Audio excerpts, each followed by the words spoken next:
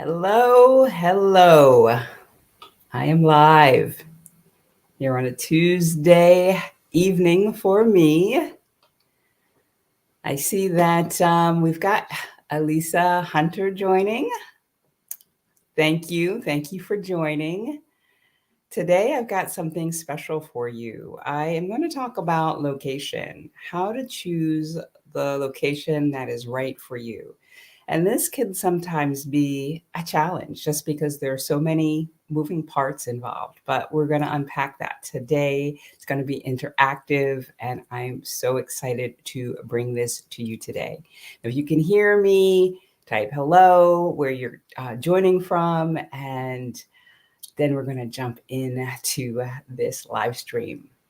If you are new here, if this is your first time here on my channel, my name is Patricia Brooks, and I am an American expat living in the south of France. Back in 2018, it seems so crazy that it's been almost 7 years that I've been living in France. I moved from Richmond, Virginia to the south of France, and it has been an incredible experience. When I first got here, I had taken a career break, so I wasn't working. I was living off of my savings. And then a couple of years later, I started my business here in France. And now I help people who are ready to start the next chapters of their lives living and thriving in a foreign country. And I'm so excited that is the kind of work that I'm doing today. I'm so excited to be here. Today, I'm going to be talking to you, as I shared with you, about finding the perfect location. All right. Before we jump in, I want to see who has joined us. Let's see. Tiffany Mosby, hello. Thank you for joining. Brock Diva, hello. Samantha Jacobs, and Brock Diva's from Austin and St. Louis. All right. And Elisa Hunter is joining from Oakland, California. So I said this is going to be an interactive session. So if you've got questions, be sure to type them in the chat. Put a Q in front of them so I can easily find them. If you've got comments, go ahead and comment, chat it up. All right. So I'm going to share a little bit about how I decided on the region, the place, the city, the towns, because I've lived in two places here in France that I chose. For me, I first started out in Perpignan. And Perpignan was my dream place because when I first visited Perpignan back in 2016, I fell in love. The city, it was an ugly day in May. It was drizzly, it was chilly, it was not the sunny norm, but something about it made me fall in love with it. And so I had this sense that it was going to be the place for me.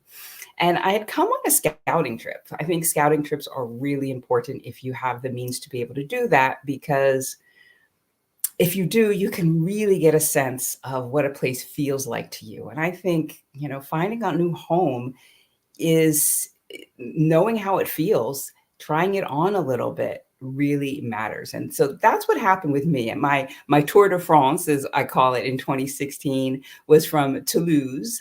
And Toulouse was an okay city for me, but it didn't have the same feel that Perpignan had for me. And so I found Toulouse in a guidebook, and I decided to take the 2-hour train ride from Toulouse to Perpignan to check it out. And I did. And when I did, like I said, I fell in love, right? And it was great. That was the first city that I moved to in France. And it was great for 10 months until I recognized that I was not able to find the neighborhood that I wanted to live in. And so I decided to look further out of the city. And that's when I decided to move to Sarre, which is an 8,000 person village about 40 minutes from the city of Perpignan. And I've been here ever since. I've been here for close to 6 years now. So how did I find Perpignan? How did I find Sarre? How did I find these places that were pretty close? Perpignan was pretty close to my home, and Sarre, which is my home. Well, I'm going to tell you share with you 5 things that can help you as you are looking to find that perfect city or town. Now, if you haven't decided on a country yet, this first tip will help you as well. And I do have a resource that I will share with you a little bit later. But the first one is to know your why. And I think this one is really important if you have not figured out the country. When I say know your why, what is it that you want to have be experienced, become, do in the place that you're moving to? For me, I knew that I needed to be living in a French speaking country because my aim was to become fluent in French. And I considered Quebec City, Canada, for a while until I recognized that I would not be able to tolerate the cold winters. And that was when I decided to take my first trip to France in 2015 because they speak French in France. And so for me, becoming fluent in French meant that I needed to be in a country that spoke French. So that's what I mean by knowing your why. Another example of this is if you are a surfer. I've used this before, but if you're a surfer and you want to continue to surf in the new place that you're moving, you want to make sure that the place that you have has water that has waves. So if you come to where I am, there's 40 minutes from the beach or even closer to the beach, you might say, oh, well, I'm going to surf there. But you need to do your research because we don't have waves there. On the West Coast and Bayonne area, I think there are more waves. So those are the sorts of things that I mean when I say know your why. Because if you know why you are moving and what things you want to experience there, then it makes it easier to narrow down on the place that you live. Okay. So know your why. What's your why? Type that in the chat if you know. All right. So let's see what we got in terms of chats. Oh, hi, Linda. Let's see what we've got. Oh, hi, Natina. Ah, Linda. Linda has a great win. I will be joining you soon in France. Received my long stay visitor visa last Friday. Congratulations. So excited for you. Only took 5 days. So excited, stressed, and overwhelmed, but full of joy. You deserve it. You deserve it, Linda. Let us know where you're going to be moving to, if you know, or maybe you don't, and maybe that's why you're on this live stream. All right. Let's see. Well, I'm going to go through number 2, and then I'll check in with the chat. Okay. So that's the first one, knowing your why and what you want to experience. That is really important. And if, like I said, you are unsure of the country you want to move to, you can go to thecouragecatalyst.com/location and download that location questionnaire that will ask you some questions that maybe you haven't thought of that will help you to narrow down countries. Because if you have, maybe 1 or 2 countries that are on your list, it's easier to go on scouting trips on to a couple of countries versus 5 or 7 or 10 countries, however many you have on your list. So go ahead and go to that, and you can download that. And I think that will help to reduce or give you some ideas about, where you could move. All right. So that is the resource I wanted to share with you, thecouragecatalyst.com/location. Okay. So number 2 on my list, I've got my list over here, is know what you want and know what you need. Now, this has to do with things like, well, what is the cost of living that you can afford? But also things like if you have a medical condition or medical issues, if you want to be closer to a city that has great medical care where it's not a medical desert, those are things to understand what your needs are and what your wants are. So for me, where I live, it's beautiful here. And people, when I do a vlog, people will tell me, oh, we love your city, your town. It's so beautiful. But there are some drawbacks to being in an 8,000 person village. And one of them is that it is a medical desert here. A year and a half ago, when I was looking to find a doctor here because my doctor had retired, it was a challenge. It was a struggle, and I couldn't find a doctor in town. So I found one that was about a 20-minute drive to get to. And he was okay. He prescribed my medications, and that was fine. But I really wasn't that satisfied. And just recently, about a week and a half ago, I found another doctor who is in Surrey. And I saw him just today, and hopefully that will be a good fit for me. But it's not easy. And so if, as I say, you have medical issues or you want to be, closer to a medical center, then that is something that you need to make sure you have, know what you want and know what you need. So I think that's really important. And there are places, I think in France, I know Montpellier is a place that I've heard has a good medical center. So consider those things. In addition, for me, another, a part of that, what my why was to learn the French language was when I was living in Perpignan. It was great because there was a language school right at the end of my street. And so, if that's something you want to do, are there language schools that you can attend and not have to, take a bus to, for 40 minutes or what have you? So know what you want and know what you need. Okay. So that is number 2 on my list. I'm seeing this chat fill up, and I don't want to get too far behind. So I'm going to jump into to see what else we've got here. All right.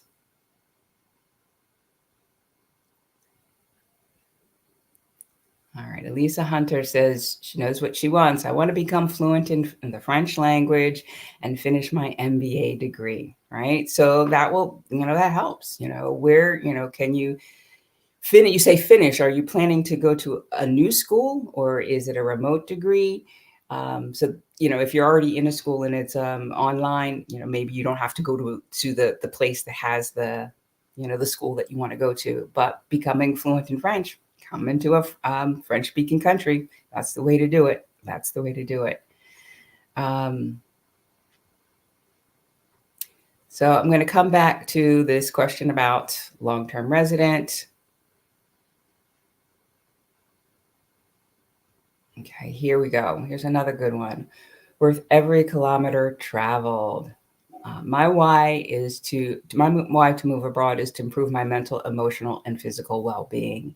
Yeah, and I think that is something that is truly important. And what aspects of living in a foreign country or in the foreign country you want to move to will allow you to improve your mental, emotional, and physical well-being, because knowing your why is important, and knowing how you believe living in your new country will allow you to have that is important too, because it's not necessarily enough to just say, well, I'm not happy where I am, so if I move someplace else, that is going to solve the problem. What is it about the place that you are going to? What are you running toward versus what are you running from? Can help you make sure that you've picked a good location and that you are set up to thrive in your new place. I always believe that it's important to be running toward something. So, but I think that this is good. Improve your mental, emotional, and physical well-being. And you're not alone. You are not alone. Okay. And Linda said she's going to Nice. Nice is a popular place to be. The French hitter 87. This is her first time joining the live chat. Welcome.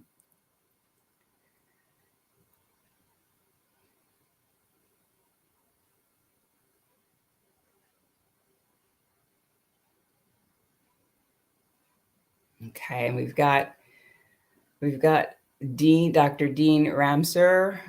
Bonjour. They hope to be visiting in the spring.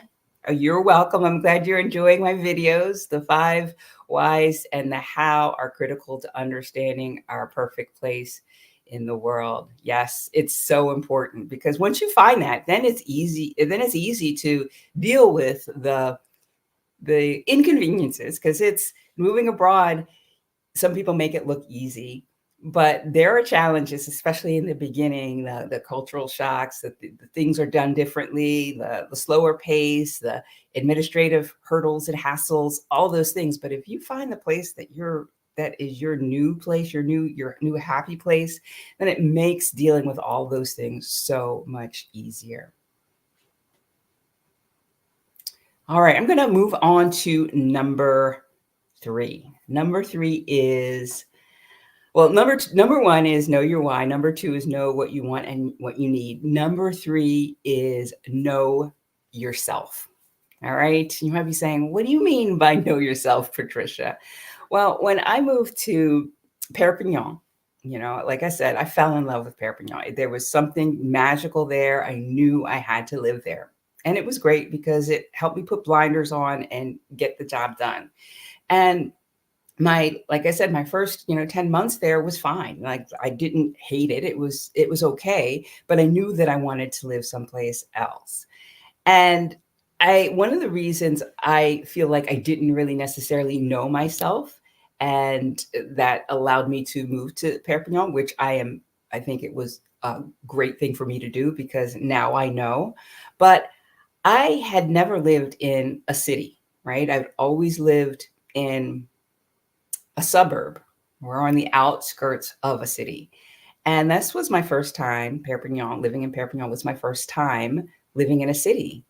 And one of the reasons I moved out of the city was because I couldn't find the neighborhood that felt, small enough, that had the bakery and the cafe, where everybody congregated around it. It didn't have, I couldn't find the neighborhood. And so that's one of the reasons I moved out. But when I came to Surrey the first time and I was looking for my apartment, I wasn't necessarily sold on Surrey. Surrey was beautiful, but I didn't have that feeling of, oh my gosh, Patricia, this is where you need to be, like I had when I was in Perpignan. It was nice, but I didn't have that moment.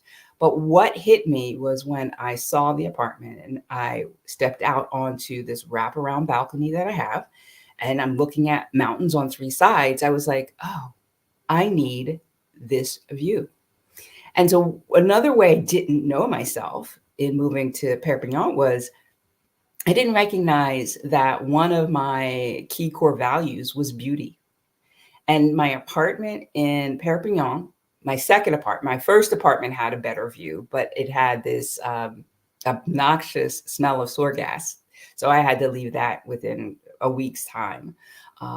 So my second apartment had a hideous view of a building across the street from me that part of it was vacant. So the paint on the shutters was peeling, there were broken windows. It was just ugly. And I didn't recognize that beauty was something that I needed, right? Or something that was important to me. So I didn't know that about myself either. So knowing that I'm not a city person and that beauty is important to me were things that I missed. So what things about you do you know about yourself? What things do you like? What things don't you like? And sometimes we don't know these things until we actually have something that is counter to the thing that we want. Like for me, that beauty. All right. So that is the third thing. Know yourself. Know yourself. All right. So let's see what else we've got in the comments. Yes, Linda says that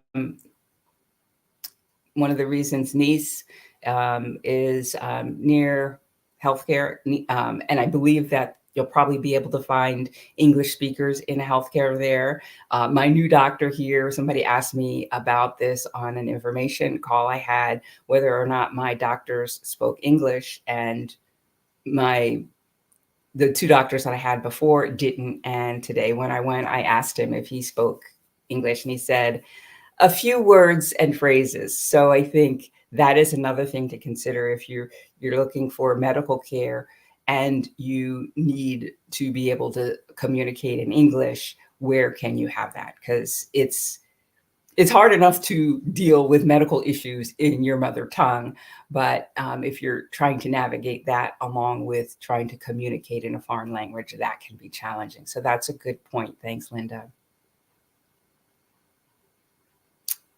Tiffany Mosby has lived in Nice and Dijon during college. It was so beautiful. So Dijon, that's another place I have visited. And I agree with you about Dijon. It it had a royal feel to me. That's what I liked about it. I felt rich when I was there. Just amazing, amazing place. But a little bit too cold for me, and um, I'm happy in the South. I'm happy in the South.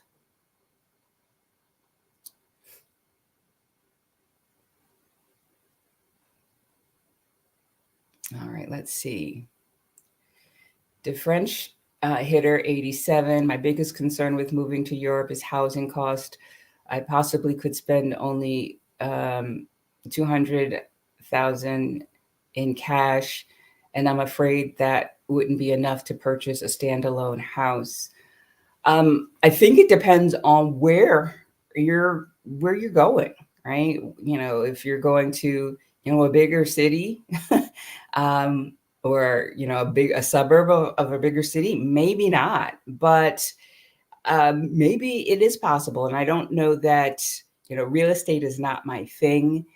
Are you if you're considering France, I know that Adrian Leeds is somebody who is respected in the real estate community and could probably help you with, whether or not that's reasonable or where that might be reasonable for France. But in Europe in general, I don't know.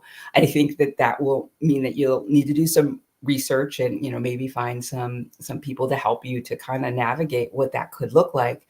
But but I think it might be possible depending on the where. And I think the other thing I hear in there is I'm afraid that it wouldn't be enough. Don't let that fear stop you from looking into it, right? Because one thing that I didn't do, I didn't move to France. I could have probably moved to France a year sooner had I looked at what I had in my savings, because I was afraid to look at my savings account to see if I had enough to support myself on a visitor visa where I wouldn't be working. I said, yeah, no, if I look and I don't have enough, then my hopes will be dashed forever. Now that's not realistic. That's not rational. But that's what I was telling myself that caused me to, not look. So yes, there may be fear that maybe that is not possible, but look and find out one way or the other, because if it's your dream, then perhaps there is a way for you to um, figure out how to augment that so that you can have or you can move to Europe. Okay. So there we go. So here we go. Here we go. Some more good news.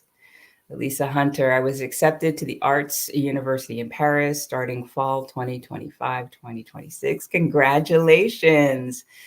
Um, I'm so excited, but stuck on how to go about doing it. Share a little bit more about, where you're stuck on how to go about doing it, and I'll check in with you on that.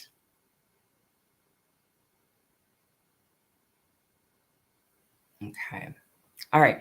So number 4, I'm gonna go back and forth between the chat and my list. Number 4 is recognizing that everybody is different. You are different from other people, and that might sound strange for you to hear or for me to say, but one of the things that I don't want, as people watch, as I vlog more and people are seeing more of my community, one of the things that I don't want is for people to see what I like, the things that I enjoy, see this beautiful town and think that this is their place. I think definitely if you like it, come and visit and feel for yourself. But again, as I said, it's not perfect. One of the things that I know some people are looking to avoid is driving. in their new country. Now, this driving was not anything I didn't want to do in France. I just didn't get a car until my second year because I didn't need it living in the city. But we do have in we do have bus service into the city, and it's not as convenient as a car.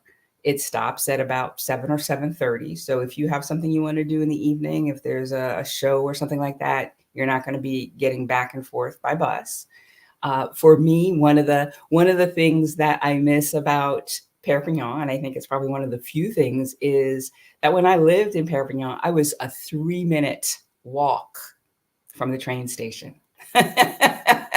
So if I was going to go back to the States or, travel to, by plane, and I needed to get to Paris, it was easy, right? I didn't have to think twice about, oh, what time does the train go? Am I going to, be able to make it in time? Now, that's something I have to consider, because if the train leaves at any earlier than 8 o'clock, I need to seriously consider how I'm going to navigate that. Am I going to stay at a friend's house in Perpignan, which I've done? Am I going to just find a later train? Am I going to take the bus, cross my fingers, and hope that it gets me there on time? So these are some of the inconveniences of living in this quaint little village. And I think that I'm okay with that. But, looking at my vlogs, you might not necessarily get that could be an inconvenience that you might not enjoy. So the other thing is, I said that I am grateful that I lived in Perpignan for my first year. It's not a mistake. I think it was perfect, because had I moved to Surrey first and experience what I'm experiencing, but then when I wanted to go someplace and needed to take the train and had to think, oh, well, how am I going to do this? I might think, oh, well, maybe I should move to the city. And having lived in Perpignan, I know what it's like, and I know that that's not the place for me, and I have to just make do with the inconvenience of not having a train that comes through here. All right. So number 4 is know that you are different from everybody else. Everybody else is different from you, and what you will like and enjoy may differ from the people you see on YouTube. And so if at all possible, come and see for yourself, come on a scouting trip and test the waters, so that you are not disappointed when you do make your move abroad. All right. So that is number 4. All right. I must have all seasons and no tropics. That's from worth every kilometer traveled. And a walkable city and great public transportation system, right? So these are things that really think about, and I think it's great that you know that.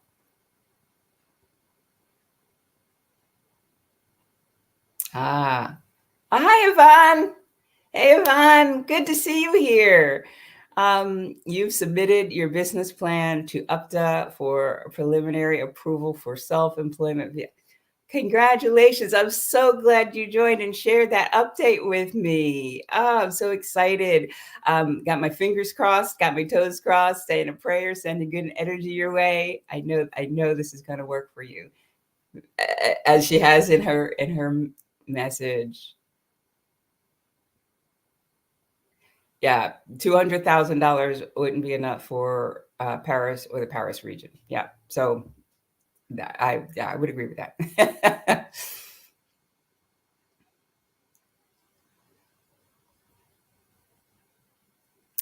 Samantha Jacob says Paris is about 350,000 for 150 square feet. Yep. Yep.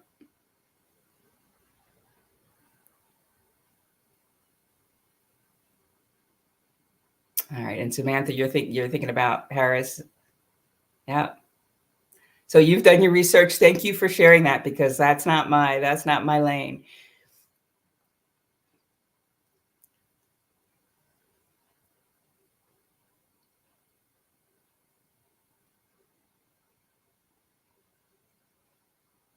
All right. So I think there was one other question that I did not answer. This was about hair care products. Tiffany Mosby. Um, okay. Now, what about finding variety of hair care products? So if this is important to you, or you need to stock up, you might need to go to a major city to get um, hair care products. For me, I'm keeping it short. Um, it makes it easier. I find that here in France, there are a lot of what they call métis, half black, half white people, children here. And so I think finding ethnic hair care is not that challenging here in my village. I find products that I use, but they might not be the ones that you use quite easily. I haven't found that to be a challenge. I know that you go to Marseille, you go to Paris, you're gonna find all of the things that you are looking for with the hair care products. So you know what you need, know what you want, and if that's an and come when you come on a scouting trip, go to the stores. It's check into that and say, oh yeah, they have products I can use, but not all of them, and so maybe I will need to do. But I want to live in a smaller place. Maybe I'll need to go on shopping trips to pick up what you need and then stock up. There are ways around it. But for me, I find everything I need right here. So, and we do have we have Amazon .fr here. I haven't bought any hair products on through Amazon here, so I don't know what variety they have, but that could be an option as well. Okay. All right, and I'm gonna wrap up here with number 5. Um, okay, so if you've been looking for the perfect place for a couple of years, 3 or 4 or 5 years, and you haven't found it, and that's the thing that's keeping you from living your dream life abroad, then maybe you shouldn't be looking for perfect, right?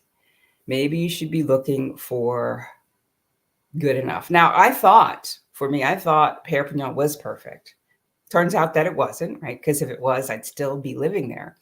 But it was close enough that I got to the right region. I got to a place where um, the region felt good to me, and I didn't have to go much further. Like 40 minutes from the city, I think is almost perfect to find my happy place.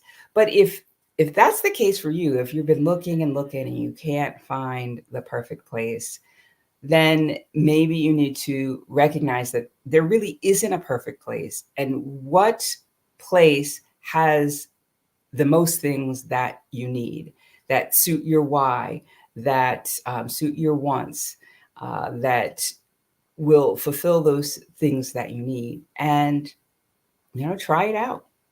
Right? You may not want to move a second time. Now, if you're planning on buying, right, I get that, but maybe you come and you try and rent for 6 months or a year before you say, yes, this is the place and I'm buying.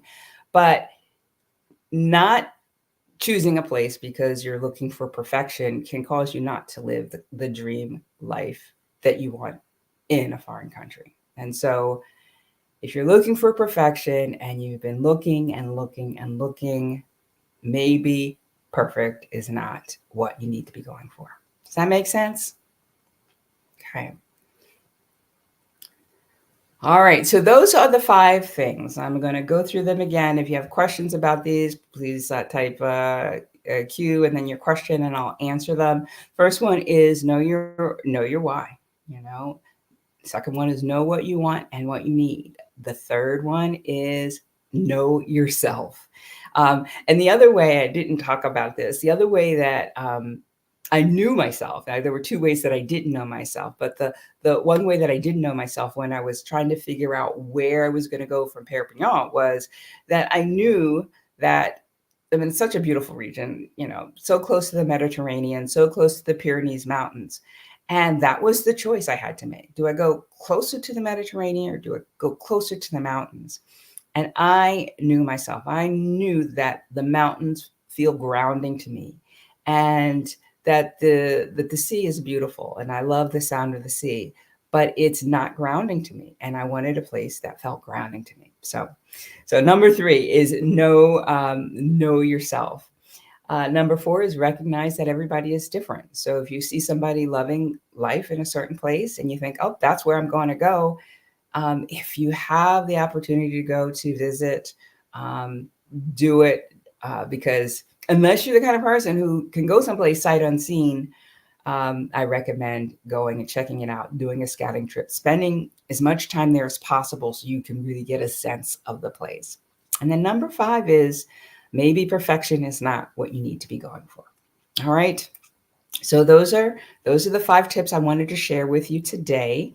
Um, let's see what questions we've got.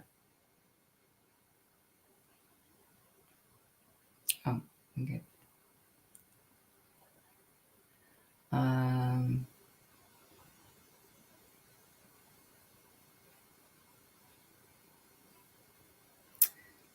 so El Norman says that she'd love to live in Lyon. I've been to Lyon. It's a lovely city as well, with wonderful food culture. I guess most of France has that, but it's known for its gastronomy. I'd need a job, and oh boy, I wish I'd paid off student loans sooner. Yes, yes, I think that's one of the things that for me, I had student loans too. I moved when I was 51, so my student loans were paid off, but also other debt, like credit card debt. I'd pay down my credit card debt. And that allowed me to be able to move and live off of my savings for a couple of years. Otherwise, I would not have been able to do it, maybe for a year, but not longer than that.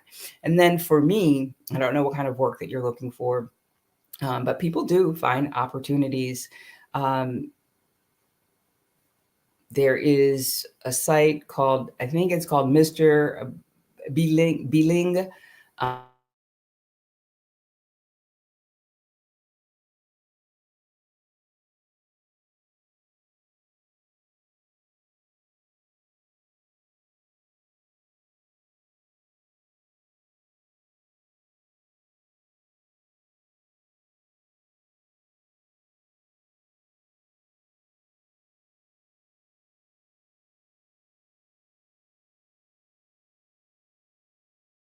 All right, I'm back. Sorry about that. My connection is kind of spotty. So I just typed in the chat, El Norman, Mr. Bilang. I think that's how it's spelled. It's a website that helps people if they want to find, and maybe you want to find a French speaking job. I'm just assuming, but if you want to find an English speaking job here in France, that's one website that you might want to try.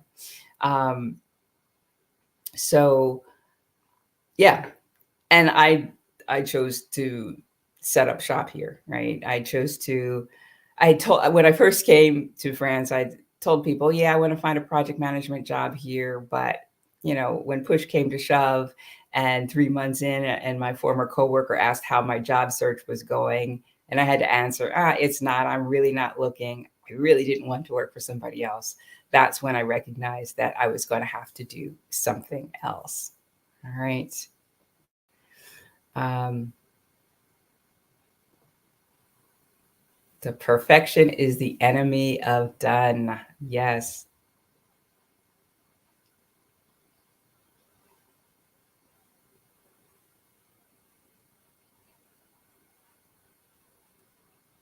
All right. Dean. One quality of the southern part of France near Spain, which is where I am, was how people of color feel welcomed and safe per my interviews. That really impressed you. I think that I don't know what other parts of France are like. I don't necessarily, I haven't lived that experience. I think for me, there were a couple of things. Like, I do feel welcome, right? It has taken time. This is Catalan country. So, I have a French friend who has been living here in the area for about 10 years. And she was sharing with me, this was several years ago, how, you know, she, as a French person, felt like she was, you know, an outsider, right? So it takes some time to make inroads. It has taken time for me to make inroads, but now, you know, people know me, I know them, and I am a part of the community and I feel accepted. So good point. And I think the other thing I want to add there is something that I had to shed as well, I think, in order to get to this place. I think as a person of color, a Black American who lived 50 years of her life in the US, I had a certain kind of armor, a certain kind of, I don't know, hardness or expectation that I was going to be met with these microaggressions or, you know, things that I would have considered racist. And I've experienced situations where I felt like the person was rude. And in my first year, year and a half, if I experienced that, like somebody cutting in line, I had to catch myself from saying, oh, they're racist, because that was my knee jerk reaction in the States.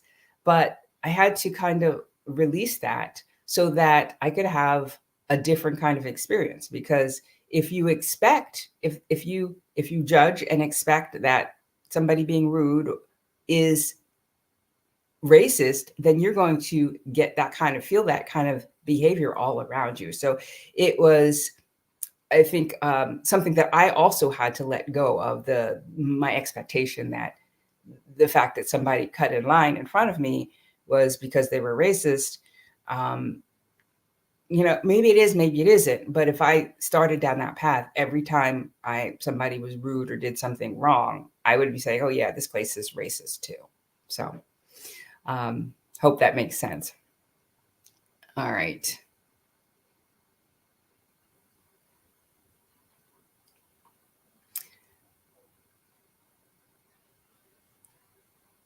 Okay. Brown girl reading. I've been living in Haute Normandy for 34 years and love it. Yes. So, and you mentioned that the French people don't like to hire foreigners unless they want you to teach English. I think, I don't know. I don't have an experience looking for a job here. I know that they want to hire French people, right? They want to, you know, make sure that the French get jobs. But I think that, you know, if there is a skill that you have to offer that is lacking, then, you know, I think your chances are higher. But as I said, I don't have any experience, you know, because I've never looked for a job here. Yeah.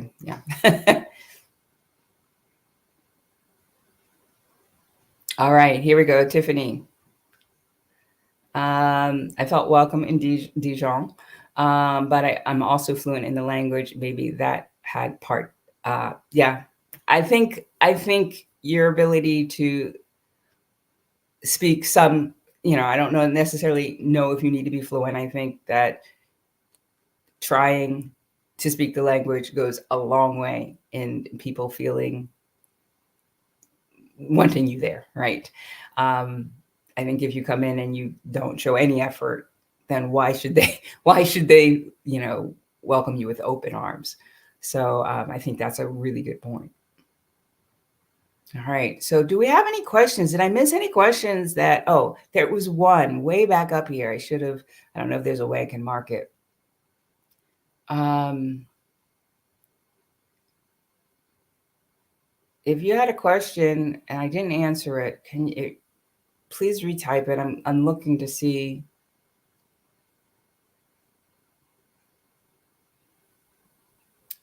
Um, there was one question I know I missed. Got the hair care. Um,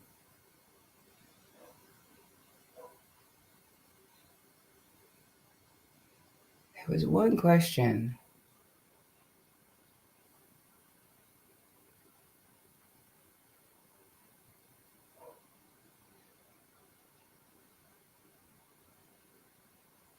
Um,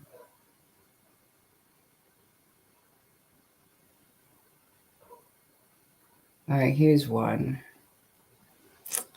I'm from Cape Town, but have an EU passport. Ah, good for you. And thinking about Béziers or Béziers area. What is the climate like in summer? I really don't want humidity, but don't mind dry heat. So I'm a couple hours from Béziers. What I experience here is that it's hot. It can be really hot. And we can have some humid days, but it's not all of the time. Um, that's, in the area that I am. I don't know how different Béziers is to that. So definitely do your research. If you can find people who are, if you're on Facebook and any of the Facebook groups, you can maybe ask if anybody lives in Béziers what their experience is with the weather and the humidity there.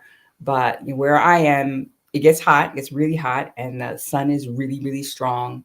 And there can be some days of humidity, but like this past summer, it was more hot than humid, although the last week of August was really, really humid.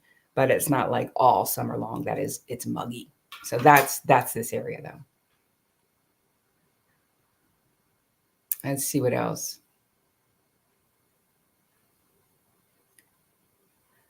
Let's see if somebody has. Here we go.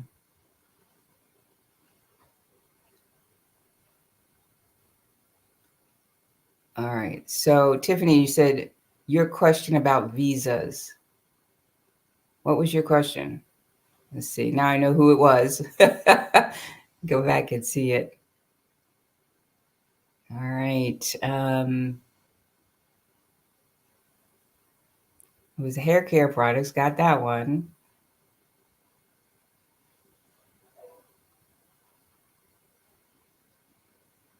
Oh, here we go. Here we go. Thank you, Tiffany. Sorry about that. Um, how did I become a long-term resident? I heard visas are challenging to attain there. So my path was my first couple of years, I came on a visitor visa. Um, and I had to renew every year in order to get another year here. So in year 3 was when I decided I was going to start my business, my coaching practice. And I applied for a profession liberal visa. So that first year and the profession liberal visa allows you to start a business, a coaching business, or if you're a copywriter or freelancer, that sort of thing. And so the first year, I was given the profession liberal visa for 1 year. And then at the end of that first year, I had to go back and re-up my visa. And at which time they could renew, or I guess they could renew for 2 years or for 4 years. And so now I am on the profession liberal visa that is 4 years in length. And so I've got another 2 years on that. So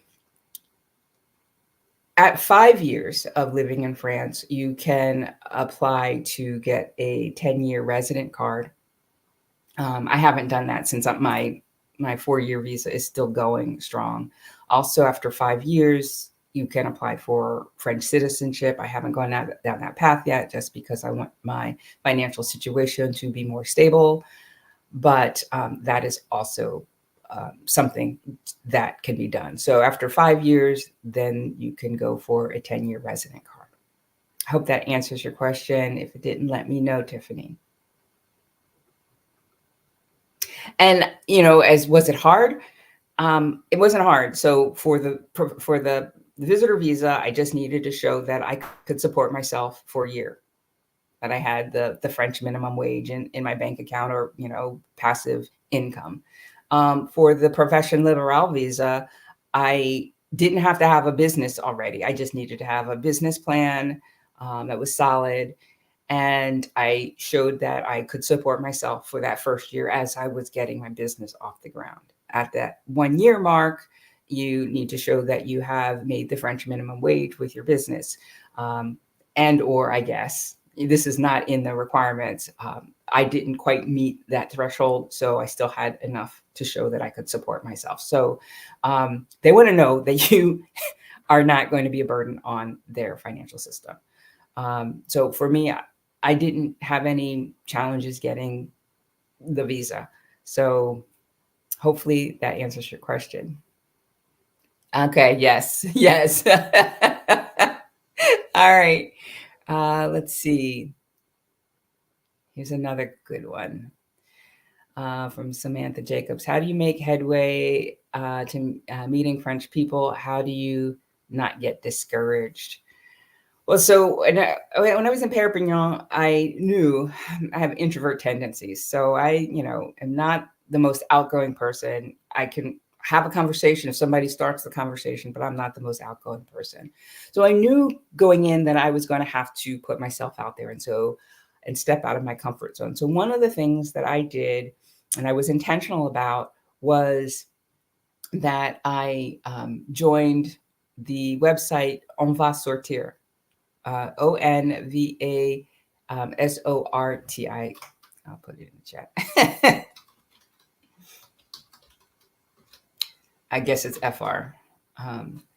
And it's kind of like meetup.com, but here in France. And so there are events that get posted, art openings. You can go with a group of people, you can go for drinks. One of the things I did was I signed up for a laughter yoga class like 3 weeks into my life here in France. I'd never been to a laughter yoga class, didn't know what it was, but I knew I loved to laugh. And I thought, well, this will be interesting. And I went, and that's how I kind of made my first set of French friends. The facilitator and I became friends.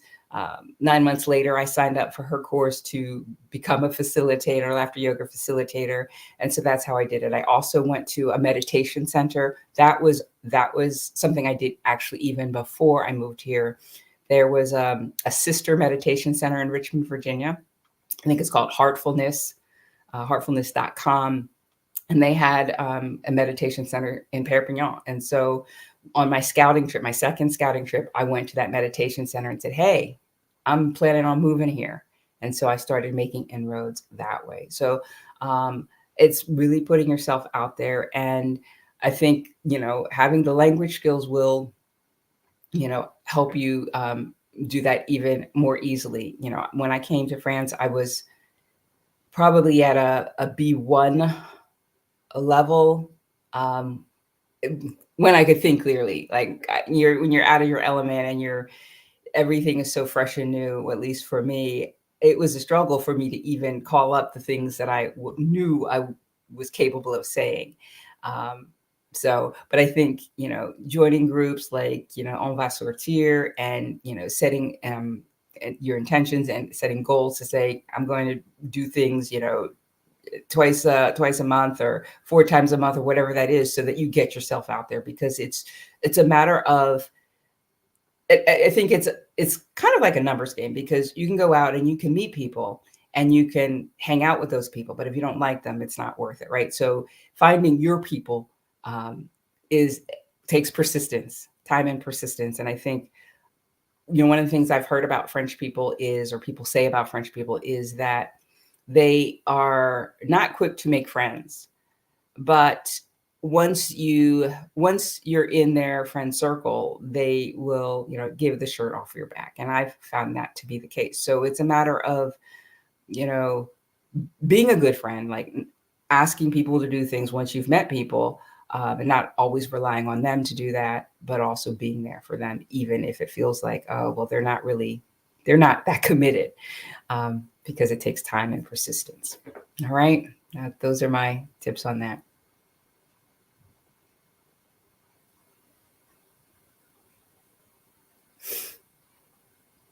Yes.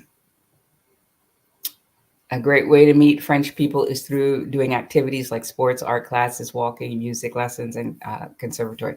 Yes. So I'm in my second year of taking a Spanish class here in France.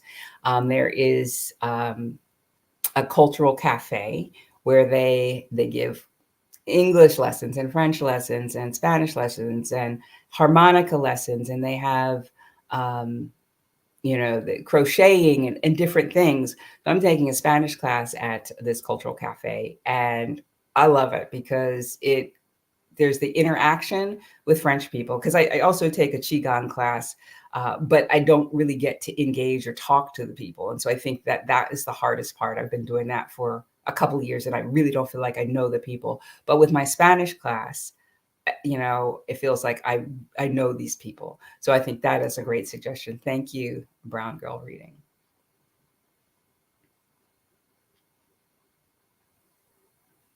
All right.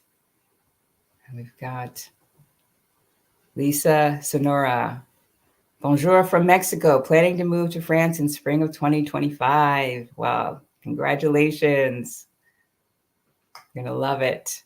All right, have I captured all the questions? If I haven't, please be sure to type it in the chat so I can answer that. I'm going to share a few things that might be of interest to you. How I work with people, I offer several ways to do that. Well, let me talk about the thing that is upcoming, and it's approaching really quickly. And if you're going to be in Europe or in Spain in October, I, along with Dr. Christopher Wells, are going to be putting on a workshop called From Vision to Victory: The Essentials to Become a Happy and Healthy Expat. It's a one-day event, all-day event on Sunday, October 13th in Valencia, Spain. I know that's right around the corner. It's less than a month away, but I'm going to put that out there in the off chance that maybe you're a spur-of-the-moment person, or maybe you're going to be in the area and you can join us. If you are interested in learning more about that, because we're gonna go from A to Z. You're going to walk away with a high-level plan to make that happen for you. And let me put a link to where you can see more about that. Here it is. I'm really excited about this. It's still have some space available. So if you're going to be in the area, or if you're spur of the minute person, or you know that this is absolutely what you need to be there. It's going to be great. All right. And so that's one way that you can work with me. Another way that you can work with me is through either group coaching. I have a group coaching and mentoring program called the Carefree Expat Incubator Program. And that is for single women who are ready to start the next chapters of their lives living in a foreign country, but who has some fear, self-doubt, some uncertainty, overwhelm, and they'd like the support of not only me, but a like-minded group of women just like them. So that is the Carefree Expat Incubator Program. And if you're interested in learning more about that, you can schedule a discovery call with me at thecouragecatalyst.com/future expat. Schedule some time and I can find out more about your situation and if that would be right for you. And in addition to the group coaching, I also have one-on-one coaching. I only have a handful of slots available, but I help people do similar things as in the group coaching and mentoring program. Perhaps you don't qualify, or perhaps your needs are slightly different or more specific. In the past, with the one-on-one coaching, I've helped people prepare for scouting trips, and that has been really productive. So you can schedule time with me at the same link if you're interested in one-on-one coaching.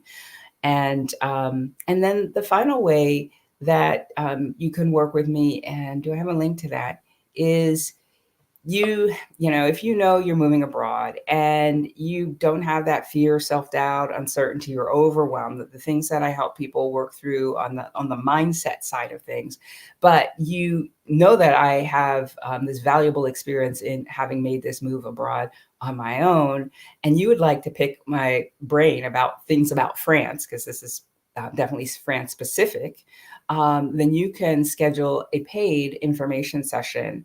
And that is a 30-minute session. And to schedule that, this is the link.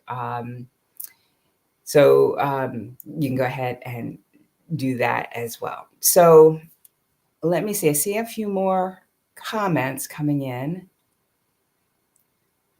And if you are enjoying this, be sure to share this with friends. Like this. This helps other people to be able to see this wonderful live stream. So let's see.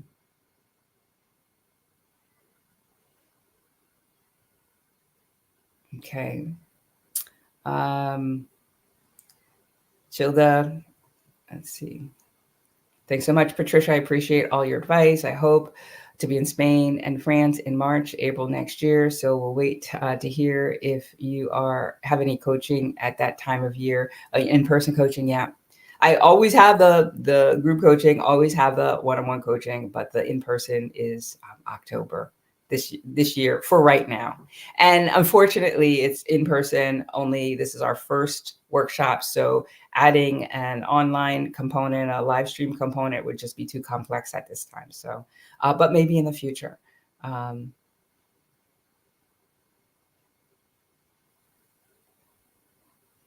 Okay. And Yvonne, I see your comment. So, and we can talk about that.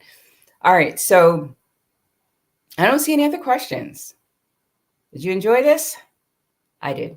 I want to thank everybody who joined live. And if you are joining from the future, I want to thank you also for checking out this video. If you have any questions, be sure to type them in the comments. And I will see you next time. I'm not sure when I'm going to go live maybe in the next couple of weeks, but I will definitely keep you posted on that. And that's all for now. Take care. Bye-bye.